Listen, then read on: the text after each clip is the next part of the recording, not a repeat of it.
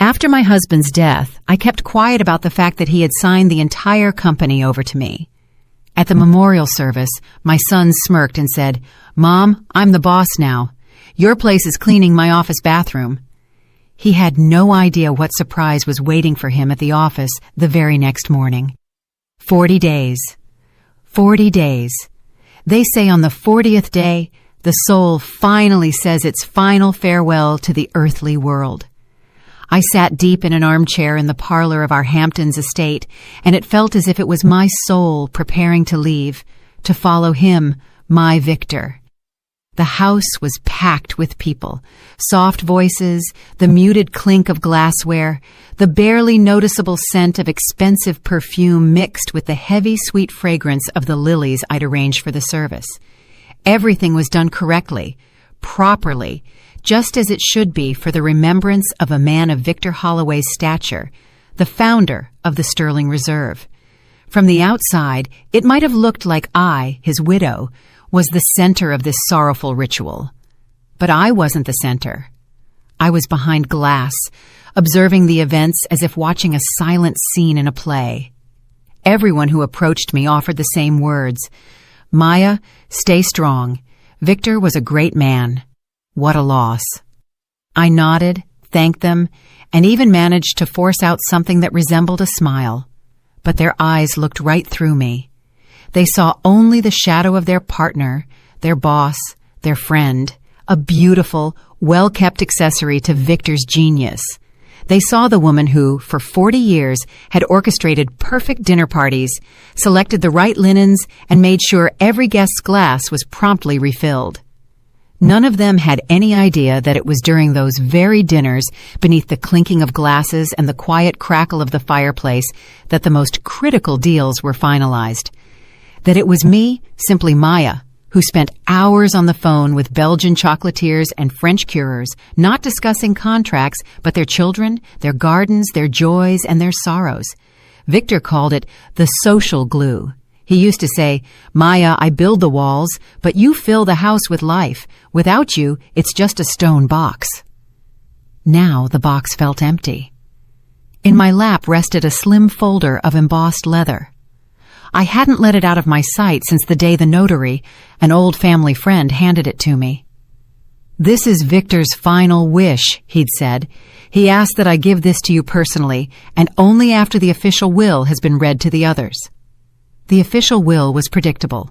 The estate, the city penthouse, the investment accounts. Everything was split between my son and me. The company, however, was not mentioned in the official papers. Everything was right here, in this folder. I knew what was inside. I had scanned the lines in the notary's office and hadn't opened it again. I couldn't. It felt too much like a betrayal, reading about a future without him, when my own heart felt like it had stopped. 100% of the shares of the Sterling Reserve passed to my sole ownership. His final gift. His final trust. I mindlessly ran my fingers over the folder's smooth surface. It was the only thing that felt real in this buzzing, blurry haze of unfamiliar faces and empty words. Poor Maya. How will she manage on her own now? I overheard two women whispering by the fireplace. Victor managed everything. She was just his wife. I wasn't offended. They were merely voicing what everyone thought, what apparently even my own son Grant thought. I found him with my eyes. He wasn't grieving. He was animated. He stood at the center of a group of men in expensive suits, our top executives, explaining something to them with fervor, gesturing energetically. A corporate, confident smile played on his face. He was already trying on his father's chair for size. In his movements, the way he adjusted his tie, the way he condescendingly patted our chief financial officer, Arthur Vance, on the shoulder, there was the impatient anticipation of tomorrow, the day he would become the full and undisputed owner. My heart tightened with a new, distinct pain, not from sorrow, but from something cold and sharp. Victor adored his son, but he was never blind. "He has much of my drive, Maya," he'd told me one evening in his study, "but little of your soul. He sees numbers, not people. I fear one day it will destroy him." Grant noticed my gaze. Saying goodbye to his audience, he headed toward me. Arthur Vance, our longtime family friend, followed him like a faithful aide. "Mom." Grant stopped in front of me, blocking the light from the tall floor lamp. His voice, usually so much like Victor's, sounded different now. It had a metallic edge I'd never heard before. "We need to talk." He didn't wait for a response and led me toward the buffet table, laden with the exquisite appetizers I had personally selected that morning. Imported caviar, delicate pâtés, rare cheeses, everything that made up the pride of our company, the work of his father's life. "I've been thinking," he began, taking a canapé topped with black caviar from a tray. He didn't even look at the food. He just popped it into his mouth as something entirely expected. "Starting tomorrow, I officially take over. So Dad's office is mine now. You'll need to clear out his personal effects, and yours, too. From the estate, I mean. I plan to redecorate and host corporate receptions here. For business, you understand. You won't be comfortable here anymore. You'll move into the city penthouse. It's smaller, but it will be enough for just you." He said this so casually, so simply, as if discussing rearranging furniture, as if he wasn't evicting me from the home where I had lived for 40 years, where every corner held the memory of his father. I remained silent. A strange numbness grew in my chest. Grant smirked, noticing my silence. He seemed to mistake it for compliance, the confusion of a weak woman who needed to be put in her place. "And another thing," he added, wiping his fingers on a napkin. "You'll have a pension, don't worry. But sitting idle is bad for you at your age. You need to stay, engaged." "Your place now." He looked me up and down with an appraising gaze, and a flash of open disdain crossed his eyes. "Well, you can start by tidying up my office bathroom." He uttered those last words quietly, almost intimately, leaning into me. They held such venom, such a desire to humiliate, that the air around me seemed to freeze. In that instant, something broke, or perhaps something new was forged. The heavy, suffocating lump of grief in my chest didn't vanish, but it was suddenly covered in a thin crust of ice. The clinking of glasses, the voices, the music, all the sounds instantly faded, as if someone had pulled an invisible switch. I stopped smelling the lilies and the expensive cigars. The whole world narrowed down to 2 points: my son's self-satisfied face and the smooth, cool surface of the folder with the will on my lap. I realized with deafening clarity he hadn't just insulted me. On the day of his father's memorial, in the home his father built, he had trampled on Victor's memory. He hadn't just humiliated his mother. He had humiliated 40 years of life, 40 years of partnership, 40 years of love upon which this entire empire was built. Instead of blood, icy water seemed to flow through my veins.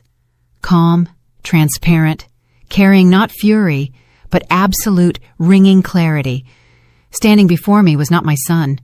Standing before me was a stranger, someone who was about to destroy everything that Victor and I held dear. The internal shift was complete. The fight for the inheritance had not yet begun. The fight for honor had. I slowly turned and walked away from the buffet table.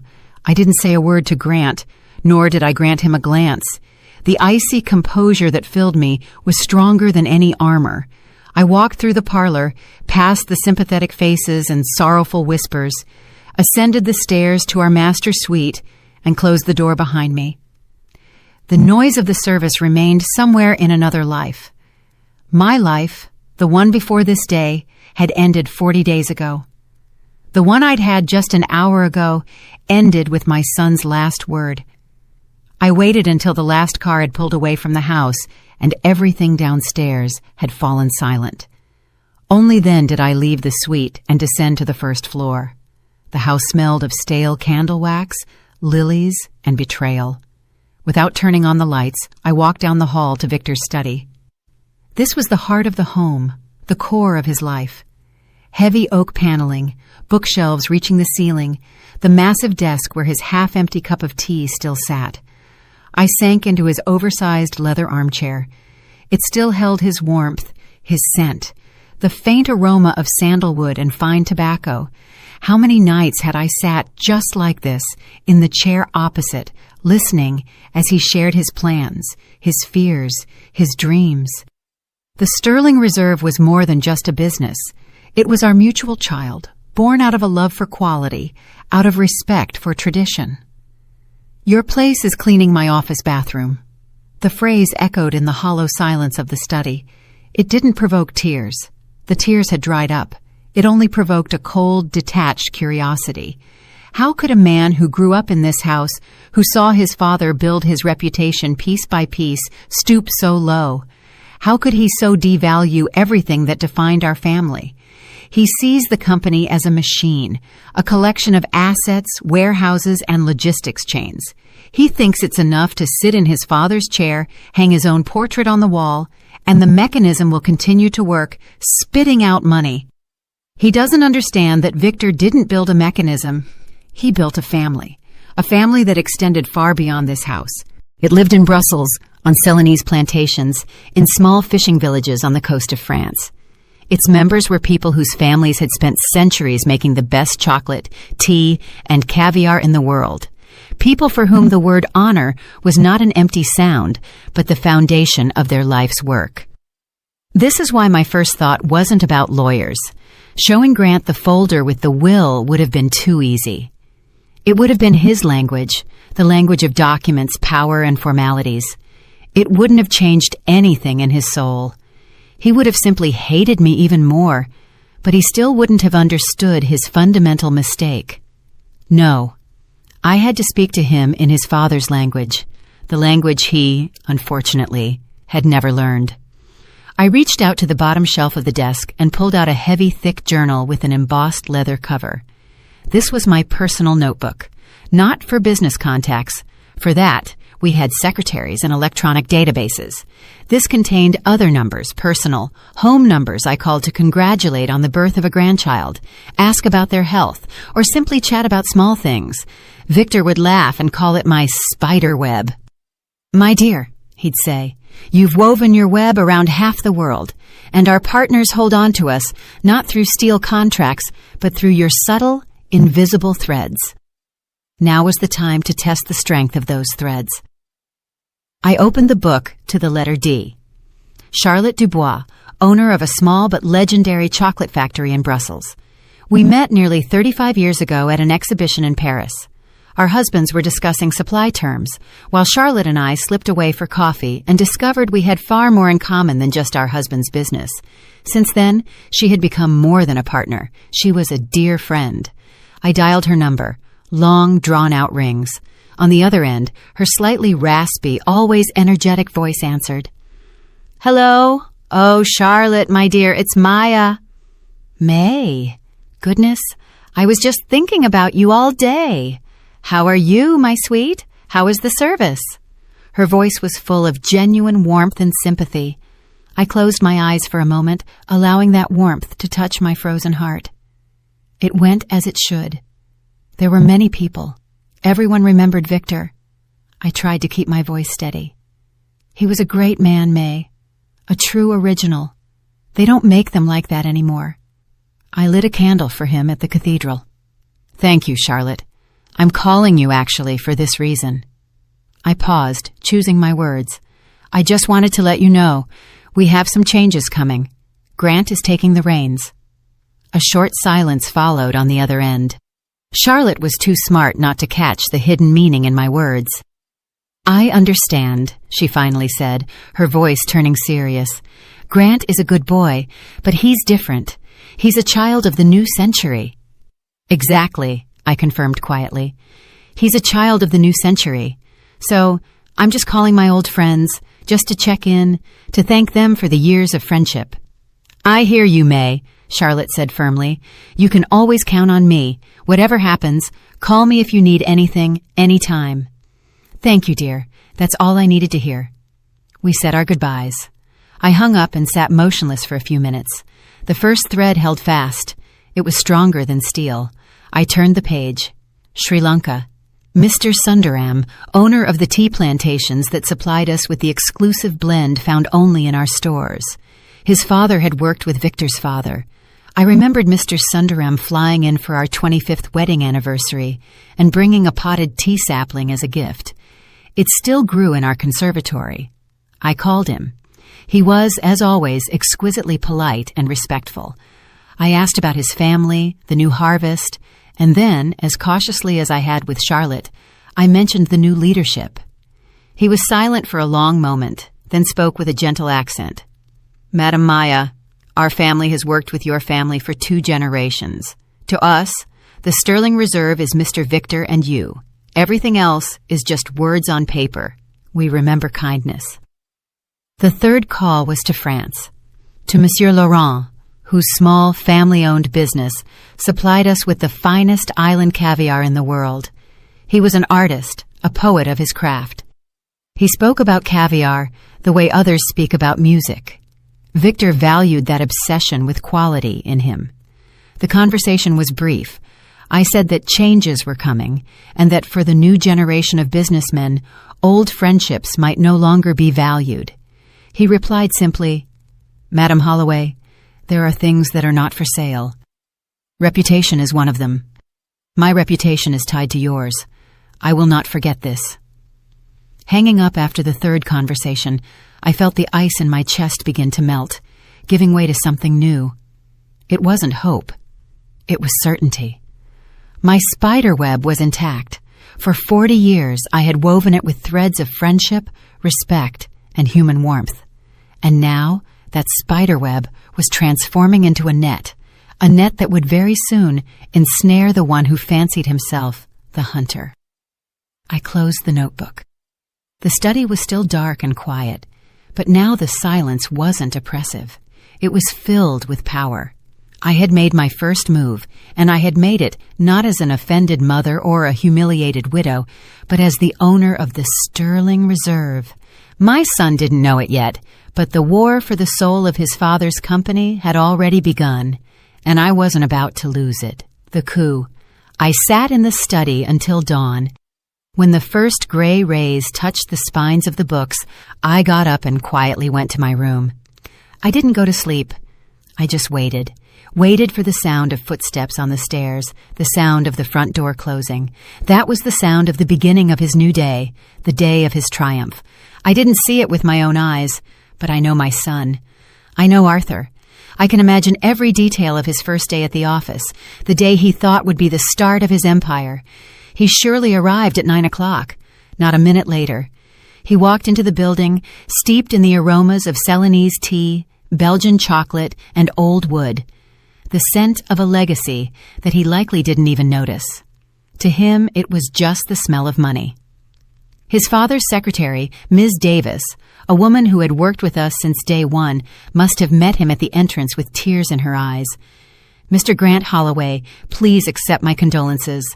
I'm certain he just gave an impatient nod, tossing over his shoulder, "Thanks, Ms. Davis. Get me a black coffee, no sugar, and send Vance in." The first thing he did upon entering his father's study was to take down his portrait, a large, heavy-framed oil painting done about 10 years ago. Victor smiled in it, calmly, wisely, with a slight twinkle in his eye. To me, that portrait was more than just an image. It was the soul of the office, its conscience. Grant, without batting an eye, moved it, propping it face to the wall in a corner like useless junk. In its place, he hung his own glossy photograph in a thin metal frame, young, arrogant, with a predatory smile and a gaze fixed somewhere above people's heads, the look of a man who saw the world as an Excel spreadsheet. Then Arthur Vance, our CFO and family friend, a man Victor had once mentored, helped, and brought into the business, entered the study. Arthur was always the epitome of obsequiousness. He hunched slightly, spoke in an ingratiating voice, and looked up at everyone, creating an impression of humility and loyalty. But I knew that behind that mask hid a cold, calculating mind. "Grant, Mr. Holloway." Arthur surely stopped at the threshold, feigning reverence. "Congratulations. You are in your rightful place. Victor would be proud." "Spare me, Arthur. I can practically hear my son's impatient, businesslike tone. Dad was a genius, but his methods are outdated. Sentimentality, personal relationships, that's not how business is done in the 21st century. It's time to clean house, time to optimize. He sat in his father's chair. It must have been too large for him, but he didn't notice.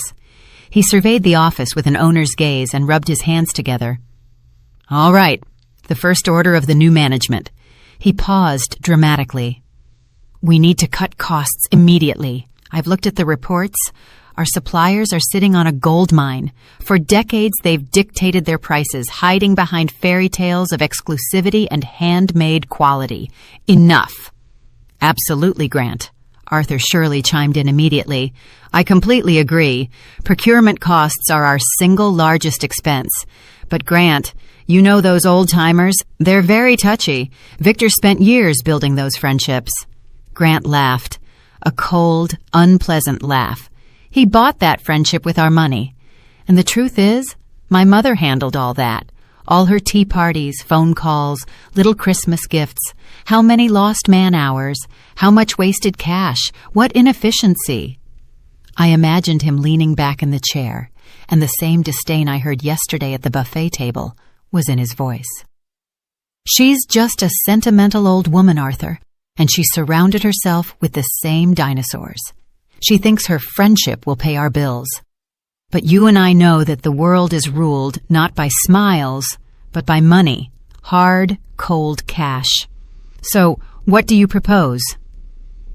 In Arthur's voice, I'm sure there was the genuine interest of a predator sniffing blood. It's simple.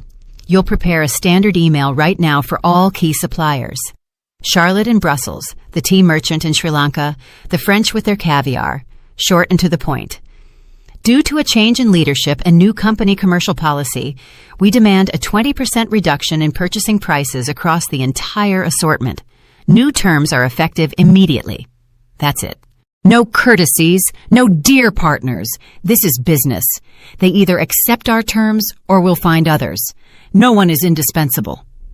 Arthur must have frozen for a moment. Even for him, this was too radical. Grant, it's risky. They might take offense. These aren't corporations. They're family businesses. They are businessmen, Grant cut him off, and they know how to count money. They'll complain for show. They'll whine about a tough life, but when the prospect of losing their largest client looms over them, they'll become agreeable. Trust me, the old guard is gone. A new era, an era of efficiency has begun. I can imagine Arthur looking at the new portrait on the wall, then at Grant's confident face and a slow, understanding smile blossoming on his lips. He saw strength, or rather, what he mistook for strength. You're right, he said, and his voice became smooth and unctuous again. Absolutely right. It's time to shake up this sleepy kingdom. I'll prepare the draft email immediately. Perfect. Grant must have nodded with satisfaction. Send it out today. Enough sitting around while my mother plays solitaire at the estate and mourns the past. We are building the future. He was wrong about only one thing. I wasn't playing solitaire. I was waiting precisely for this, their fatal, arrogant mistake. That day, from our office, from the heart of my husband's company, a flurry of short, soulless emails scattered across the globe. Every word in them was an insult. Every figure was a slap in the face of 40 years of friendship and trust. They hit send, certain they were launching a mechanism of optimization. They had no idea they had launched a mechanism of self-destruction. The crashing tide. I wasn't wrong in my expectations. The replies to my son's ultimatum began to arrive the very next day. Or rather, it was an absolutely devastating, icy silence. No one called. No one wrote back to the rude electronic order.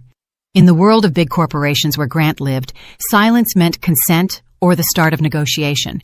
But in our world, the world of Mr. Sonderam, Monsieur Laurent, and Charlotte Dubois, silence was the most terrible verdict. It was a sign of contempt, a sign that you had ceased to exist. I knew that Grant and Arthur at the office interpreted this silence as their victory. They were surely sitting in Victor's study, sipping cognac and congratulating each other on a clever move. See, Arthur, I told you. They swallowed it. Now they'll know their place. Their smugness was so predictable that I could feel it even here, miles away in the silence of our estate. I was doing what I always did, caring for the life in this house. I was repotting Victor's favorite orchids. He used to say they were like me, fragile on the outside, but with an unbreakable inner core. I carefully cleaned the roots, prepared the fresh soil, and this measured, familiar work was calming. It was real, unlike the false, hurried rat race currently happening at the company. The phone call caught me off guard. I recognized the number, Brussels. My heart paused for a moment, then began to beat steadily and strongly. It had begun. May? Charlotte's voice on the line was unrecognizable. It wasn't just serious like last time. It was hard as steel, ringing with suppressed fury. Yes, Charlotte, I'm listening. I got it. This letter from your son. She spat the words out as if they were poison. It's not even a letter. It's a slap in the face. A 20% demand immediately? After 35 years of partnership, after everything between our families, does he think we're faceless conveyor belt suppliers? Does he think my chocolate is just cocoa beans and sugar that can be assessed by stock market quotes? I remained silent, letting her vent. Her anger was justified. It was the anger of a person whose honor had been insulted. My husband, God rest his soul, would turn over in his grave if he saw this. Victor and I worked on a handshake for 20 years before we signed the first official contract, because his word was more reliable than any paperwork. And this boy. I know, Charlotte, I said quietly. I know everything, and I'm so sorry you had to read that. Sorry, May? I'm not sorry. I'm furious, she exclaimed. I've already prepared the official response, a termination of all shipments. My chocolate will never appear in your stores again, not while... She suddenly stopped, took a deep breath, trying to calm herself. But I'm not calling about that, she said in a different tone, quiet, tense, full of dread. That letter was just an insult, but what happened an hour later, that's something else entirely. I froze with the orchid pot in my hands. Dirt scattered onto the floor, but I didn't notice. What happened, Charlotte? I received an official request from the legal department of Omnicorp. At those words, the cold that had only thinly crusted over my grief pierced me right through to the heart. Omnicorp, the cheap, faceless conglomerate that bought up famous brands and sucked the soul out of them. They left only the name, and under it, they sold mass-produced, low-grade products made in gigantic automated factories. Victor hated them with all his heart. He called them the grave diggers of quality. They don't create, Maya, he'd often say. They only destroy. They take the history, the reputation, the life's work of true masters, and they turn it into dust, a line in a quarterly report. It's the worst kind of barbarism. Barbarism in a business suit. What did they want? My voice sounded hollow, as if from a well. They wanted confirmation of the terms of my exclusive contract with the Sterling Reserve, Charlotte said slowly, distinctly articulating every word. They informed me they are in the final stages of a merger and acquisition of your company. They plan to buy you out, May, completely. They wanted to make sure the contracts with key suppliers, that is, me, would remain in force after the change of ownership. May, what in the hell is going on over there? I sank onto a side table. The pot slipped from my hands and shattered, scattering soil and the orchid's pale, delicate roots across the floor. But I didn't hear the sound. I only heard the deafening roar in my ears. This wasn't just betrayal. It was desecration. Grant and Arthur, they didn't just want to take the company from me. They didn't just want to kick me out of the house and humiliate me. It was much worse. They had planned from the beginning to sell Victor's life's work to his fiercest enemy, the one he despised most in the world. They were going to take his name, his reputation, his legacy, and hand it over to the grave diggers of quality. And now I understood everything. Their haste, their cruelty. The demand for a 20% discount wasn't just greed. It was pre-sale preparation. They wanted to show Omnicorp they could optimize costs and squeeze even more profit from the suppliers. They were boosting the company's investment appeal before slaughtering it like a hog at a fair. And Arthur Vance, the family friend, he was there the whole time. He looked me in the eye at the memorial, offered words of sympathy, and behind my back, he was cutting deals with the murderers of Victor's business. He manipulated my son, playing on his greed and vanity, to pull off this transaction and line his own pockets. My blood turned to ice. The pain from Grant's words at the memorial was nothing compared to this. That was a blow against me. This was a stab in Victor's back. The dead cannot defend themselves. They cannot uphold their honor. Then I must. The battle for the company was over before it began. Now this was a war for my husband's soul. And in this war, I had no right to lose. Charlotte, my dear. My voice was calm, but it held a firmness she didn't expect from me. I ask one thing of you. Don't send any official replies yet. Do something else. Tell everyone, tell all our mutual friends about this request from Omnicorp. Call Mr. Sundaram. Call Monsieur Laurent. They need to know the fate planned for the business we all served. They need to know that their names and reputations are about to be sold at auction. A pause followed on the other end, and then I heard a quiet, almost awestruck gasp. "I hear you, May," Charlotte said. And in her voice, there was no longer anger. There was the cold, calculating fury of an ally. "Consider it done. The gravediggers won't get this feast." After that conversation, I hung up and went out to the garden. The day was clear and cool. I picked up my shears and walked to the rose bushes. This was my ritual, my sanctuary. By trimming the faded blooms and dry branches, I wasn't just tidying the bushes, I was tidying my thoughts.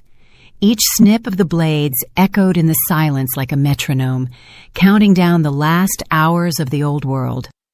I knew that across the invisible threads of my spiderweb, the news was flying.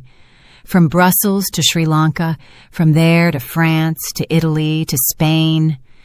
This was not a business message. It was a cry for help. An alarm signal passed from one old friend to another. News of betrayal, that the sterling reserve was in danger, that it was about to be ransacked by barbarians. I knew what the answer would be. The unveiling. Meanwhile, in a sterile glass conference room somewhere in downtown Manhattan, my son was celebrating his victory. I didn't see it, but I can imagine every moment of his triumph. He stood at the head of a long table of dark, polished wood. Before him were 3 people in equally expensive faceless suits, the Omnicorp leadership. They had the same watches, the same tight smiles, and the same dead eyes. The eyes of people for whom the world consisted only of numbers, charts, and stock tickers. Grant surely felt he was on top of the world. He was proud. He was showing them a presentation on the massive screen. Slides flipped by. Logistics optimization, profit growth potential, brand synergies. He rattled off these empty, foreign words, not understanding that behind every percentage on his charts stood people's lives, generations of masters, centuries of tradition. He was selling them something he hadn't created, and he wasn't even attempting to understand the value of what he sold.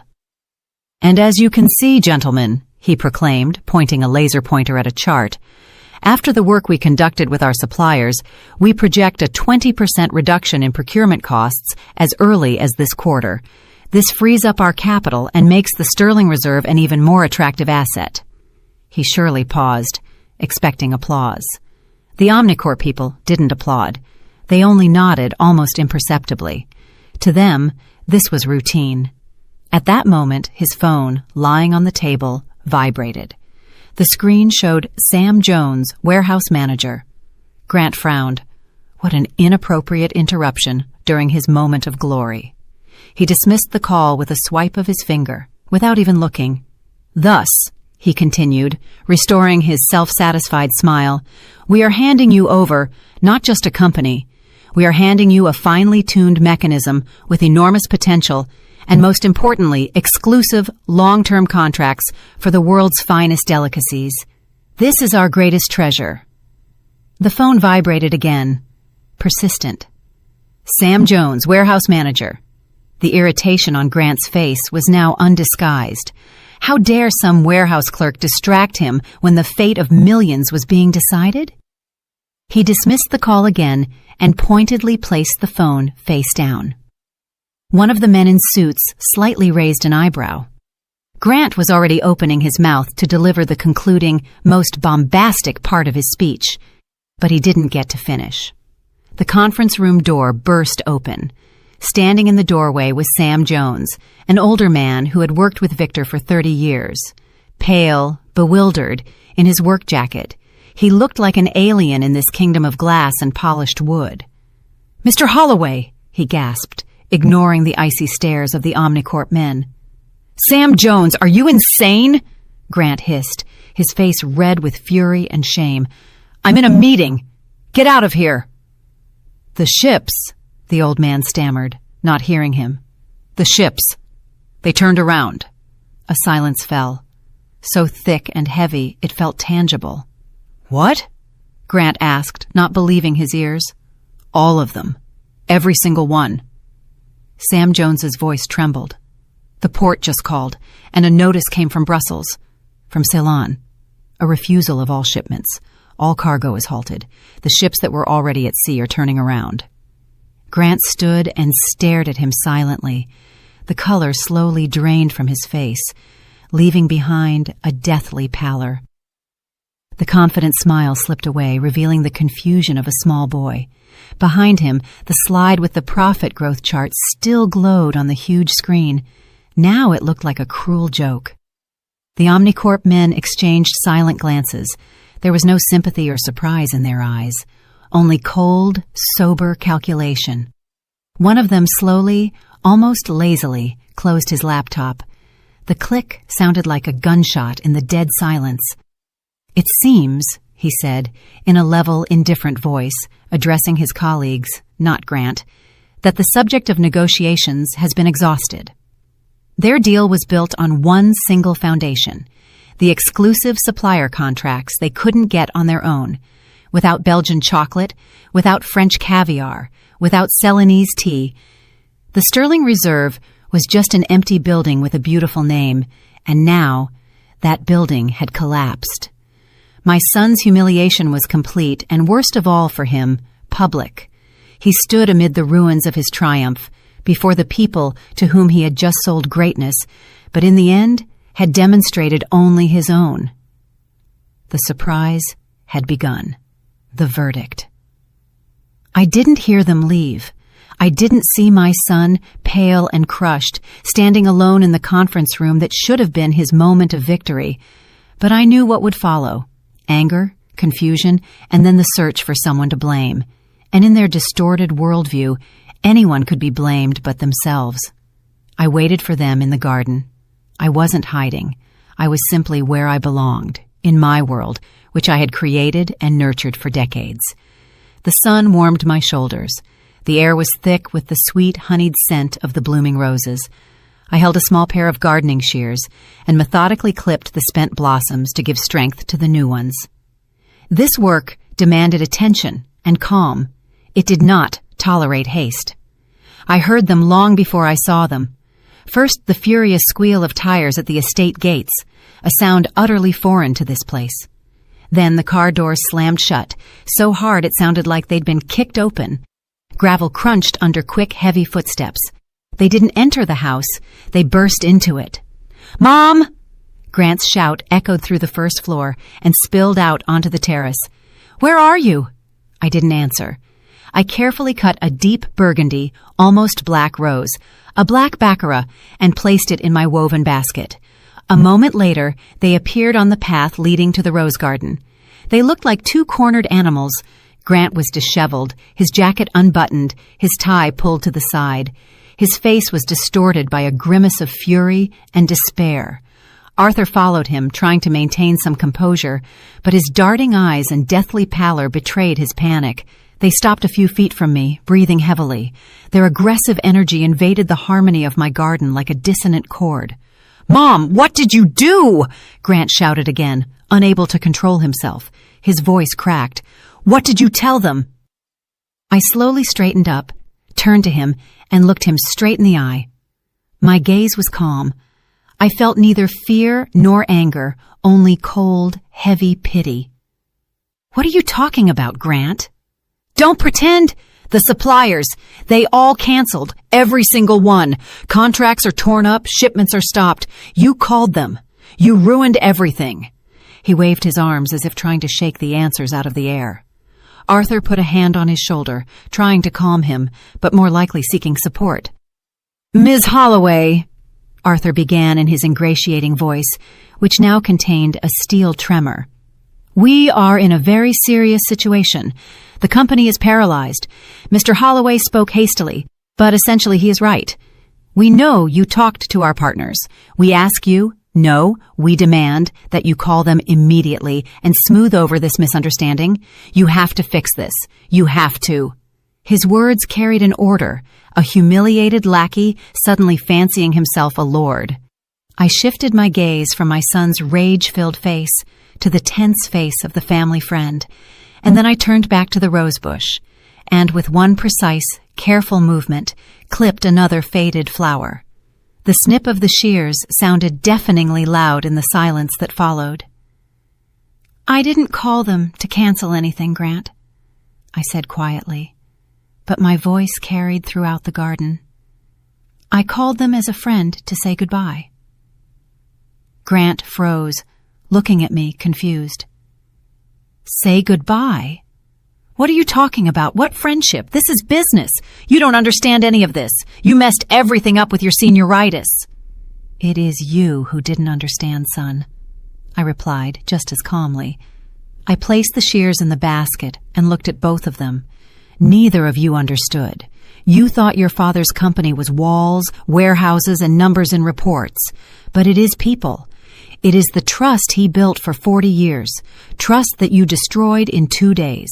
I didn't tell them to cancel shipments. I simply let them know that the old world of the Sterling Reserve no longer existed.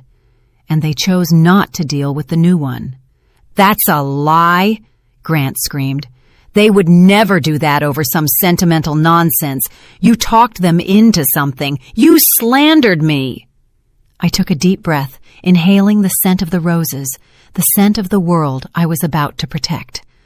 "I only told them the truth," I said, looking straight into the eyes of my son and then Arthur. "I told them that you disrespect them, that you insulted them with your ultimatum. And I paused, letting the words gain weight. "I told them that you were trying to sell them along with me, along with your father's legacy, to Omnicorp." The air froze. A bee buzzing near the bush suddenly stopped. Even the wind seemed to cease breathing. They froze like two statues. Grant's face slowly lost its expression of fury, giving way to complete, absolute confusion, which instantly morphed into terror.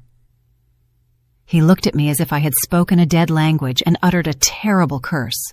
But Arthur's face was worse. His mask of compliance and control cracked and crumbled into dust. Beneath it was the face of a cornered predator. His eyes glazed over with shock. His jaw dropped. He understood. He understood everything. Their biggest, most carefully guarded secret was no longer a secret. Their plan, their meticulously calculated scheme, their betrayal. It was all exposed. They stood amid my blooming garden, amid a world built on honor and respect. Their own lie, made manifest, was suffocating them, preventing them from breathing or speaking. Arthur was the first to recover from the shock. Fear is the best catalyst. He saw the abyss opening beneath his feet, and the instinct for self-preservation prompted him to make one last, desperate move. He instantly changed tactics. The panic on his face was replaced by a mask of corporate urgency, and his voice took on false notes of distress and concern. "Ms. Holloway!" he exclaimed, taking a step forward and shielding the frozen Grant. "Thank God you're aware. We didn't want to worry you until everything was finalized.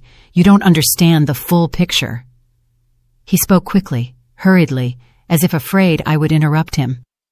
"Yes, we were negotiating with Omnicorp, but it was a necessary step, the only way to save the company. You simply don't know the state Victor left things in. Debts, cash flow gaps, outdated contracts. The company is on the verge of bankruptcy." He was lying blatantly, desperately, looking me right in the eye. He was trying to weave a new reality in which they were not traitors, but saviors. Grant, hearing the familiar words about saving the company, began to snap out of his stupor. He grasped Arthur's lie like a drowning man grasping at a straw. "Yes, Mom, Arthur's right," he chimed in, hysterical hope in his voice. "Dad, he was hiding problems from us. We wanted to fix everything and then tell you. And now it's all ruined, but it's not too late." Arthur immediately seized the moment. He opened the folder he'd been holding all this time and pulled out a few sheets of paper. "Here." He stepped even closer and nearly thrust the documents into my face. "Ms. Holloway, you must sign this immediately. This is a power of attorney transferring emergency powers to Grant Holloway. It will give him the right to act on behalf of all owners to reanimate the deal with Omnicorp. It's our last chance. If you don't sign, the company will declare bankruptcy tomorrow. You will destroy your husband's life's work." This was their final gambit, a mixture of blackmail, threats, and fabricated panic. They were pressing on my most painful spots, my supposed business incompetence, my fear of complex terminology, my guilt for the company's collapse. They still saw me as a weak, sentimental widow who could be intimidated and forced to comply. They thought I would break. I didn't even glance at the papers he held out. I calmly placed the basket of roses on the garden bench. Then I put the shears in there. Only then, unhurriedly, did I pull out the other item from the basket, the slim, embossed leather folder I hadn't parted with since the memorial. I held it in my hands, feeling its smooth, cool surface. It was my shield, my sword, my answer to all their lies. "You're talking about these papers, Arthur?" I asked quietly. They both stared uncomprehendingly at the folder in my hands. They didn't know what it was. To them, it was just another object from the sentimental old woman's world. I stepped toward them. They instinctively backed away. I stopped right in front of Arthur and held the folder out to him. "Take it, read it." He hesitated, looking suspiciously at me, then at the folder. Grant peered over his shoulder. Finally, Arthur tentatively took it. His fingers trembled as he opened it. I watched their faces. This was the moment of truth. The moment when their world, built on lies and arrogance, was about to crumble into dust. First, Arthur scanned the first page. His eyebrows furrowed in confusion. Then he began to read more carefully. His eyes widened with every line. His breathing became shallow. The color completely drained from his face, leaving a sickly gray pallor. The folder would have slipped from his weakening hands if Grant hadn't caught it. "What is it?" he asked impatiently, and then his own gaze devoured the document. I saw the same thing on my son's face. The slow, terrifying realization, the shattering of all hope, a complete crushing defeat. The folder contained only 2 pages. The last will and testament of Victor Holloway concerning his company, a short, clear, unambiguous text stating that 100% of the shares of the Sterling Reserve, Inc., upon his death, passed into the sole and full ownership of his wife, Maya Holloway. They were silent.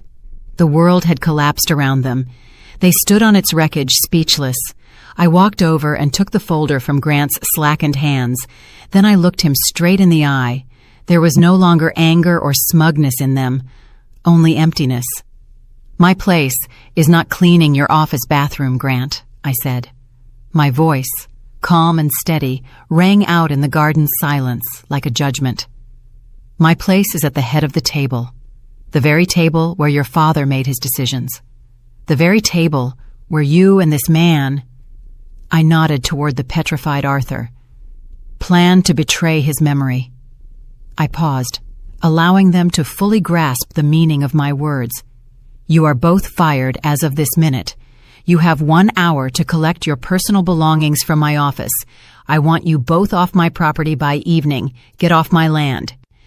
I turned and walked back toward the roses, not granting them a farewell glance. I didn't want to see their humiliation. Their defeat brought me no joy, only the bitter satisfaction of justice restored. Behind me, I heard a quiet, choked sound, a gasp, perhaps a sob. Then, hurried, scraping footsteps on the gravel. A car door slammed, then a second. The engine roared, and the squeal of tires on the gravel tore through the silence of my garden. And then, everything was quiet. They were gone forever. I stood alone amid the blooming roses. The air was clean and fresh again. I picked up the shattered orchid pot from the ground. The roots were intact. I knew it would survive. I would repot it, and it would bloom even more magnificently than before. The work wasn't over. It was just beginning. The legacy. The next morning, for the first time in many years, I arrived at the office not as a guest, but as the owner. I walked into the building, and it felt as if the familiar aromas of tea and chocolate greeted me differently, with respect. Ms. Davis, Victor's secretary, met me at the entrance. Her eyes were red from crying, but this time they were tears of relief. She silently took my coat, and that simple gesture held more loyalty and support than 1,000 words. The first thing I did was enter the study. Grant's glossy portrait still hung on the wall, alien and false. I took it down without looking and handed it to Ms. Davis with the words, "Dispose of this." Then I walked to the corner where Victor's portrait was propped against the wall. I gently lifted it, wiping away the dust. He looked at me with his wise, slightly weary smile, and in his eyes I read approval. I hung it on its rightful place myself. The soul of the company had returned home. Next, I summoned the department heads and the legal counsel. I didn't give a grand speech. I simply said, "As of today, pursuant to the final will of my husband, I am taking office as the Chief Executive Officer of the Sterling Reserve. All orders given by Grant Holloway are annulled." No one asked a single question. I saw relief in their eyes. That same day, 2 letters left my office. The first, short and official, was addressed to the legal department of Omnicorp. It stated that the Sterling Reserve had not, was not, and would never be engaged in any merger negotiations with them. Any further attempts at contact would be considered hostile action. The second letter was addressed to our lawyer. It was an order to initiate an investigation into the activities of former CFO Arthur Vance on charges of fraud and attempted damages to the company in an exceptionally large amount. The mechanism of justice was set in motion. And then I did something I hadn't done in 20 years. I packed a small suitcase and headed to the airport. This was my first business trip, but I wasn't flying to sign contracts or discuss logistics chains. I was flying to Brussels to have dinner with a friend. Charlotte and I sat in a cozy little restaurant on the Grand Place. The air smelled of waffles, chocolate, and Old Stone. We drank Burgundy wine and talked about everything. Our husbands, our children, how quickly life had flown by. We said almost nothing about business. Only at the very end of dinner did Charlotte take my hand, look me in the eye, and say, "Victor would be so proud of you, May. You didn't just save a company, you saved our shared history." New bloom. Several months passed. Winter gave way to spring, and spring to summer. And one day, I was standing in our tasting room. It was my favorite place in the office, a bright room with a huge oak table covered in samples of our products. But today, it was particularly noisy and joyful. All my old friends were gathered around the table. Charlotte, who had flown in from Brussels, the smiling Mr. Sundaram from Sri Lanka, the elegant Monsieur Laurent from France. They hadn't come for a board meeting. They had come for the launch of a new product. Small, elegant jars of pear confiture stood on the table. This was my first personal recipe. In it, the sweetness of Belgian pears was combined with a spicy note of Ceylonese cinnamon and the delicate aroma of French brandy. It wasn't just a dessert. It was a symbol of our alliance. I picked up one of the jars. It was warm from the light of the lamps. I looked at the faces of my friends, at their happy, interested eyes, and I smiled. "We will call it the Charlotte," I announced, and my voice was firm and clear. I looked at my friend, and her eyes filled with tears of joy, in honor of true partnership, in honor of a friendship that proved to be stronger than any contract and more valuable than any money. The applause erupted. I looked at these people, at the fruits of our joint labor, and for the first time in many months, I felt not just peace, but true, quiet happiness. I had saved my husband's legacy, but I hadn't stopped there. I had begun to create my own. I saved the soul of the company, not with spreadsheets and stock tickers, but with respect. I wasn't just in my place.